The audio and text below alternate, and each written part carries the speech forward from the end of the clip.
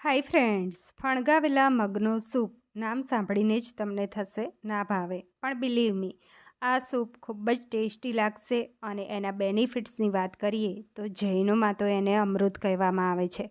તો ગમે એવા બીમાર વ્યક્તિને પણ ઊભો કરી દે. સાથે સાથે ફાઇબરથી ભરપૂર હોય છે, એટલે વેઇટ લોસમાં પણ ખૂબ જ ફાયદાકારક છે. હિમોગ્લોબિન પણ વધે છે અને બીજા અનેક ફાયદા છે. 1 કપ ફણગાવેલા મગ લીધા છે, એને 2 વખત પાણીથી વોશ કરીને લીધા છે. કોઈ પણ તમે ફણગાવેલી વસ્તુ વાપરતા હોય તો એને 2-3 વખત પાણીથી વોશ કરવું ખૂબ જ જરૂરી હોય છે, જેમ આપણે દાળ ચોખા ધોતા હોઈએ છીએ એ જ રીતે. અહીંયા કુકરમાં 1 ગ્લાસ પાણી ગરમ કરવા મૂકીએ. એની અંદર મગને ઉમેરી દઈશું. હવે તેની અંદર 2 કળી લસણ, અહીંયા 1/2 ટીસ્પૂન હળદર, 1 લીલું મરચું, જો મરચું ના ખાતા હોય તો સ્કીપ કરી દેવાનું, 1 ટીસ્પૂન મીઠું નાખ્યું છે.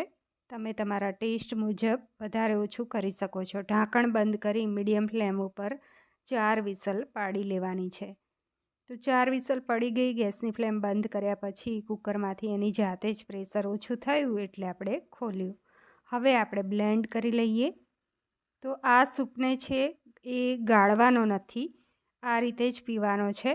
તો હવે એની અંદર જો તમારે લીલું મરચું ના નાખવું હોય તો મરી પાવડર નાખી શકો છો, અને અડધું નંગ લીંબુનો રસ એડ કરી લઈએ. મિક્સ કરી લેવાનું છે. તો જો અહીંયા સૂપ તૈયાર થઈ ગયો છે. એને ગરમા ગરમ સર્વ કરવાનો છે. તો ગરમા ગરમ સૂપને સર્વ કરી લઈએ.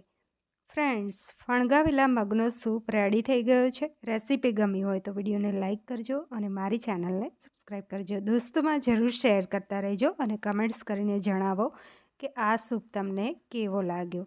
અને મગ કેવી રીતે ફણગાવવા એ પણ તમે કમેન્ટ્સ બોક્સમાં પ્રશ્ન કરી શકો છો.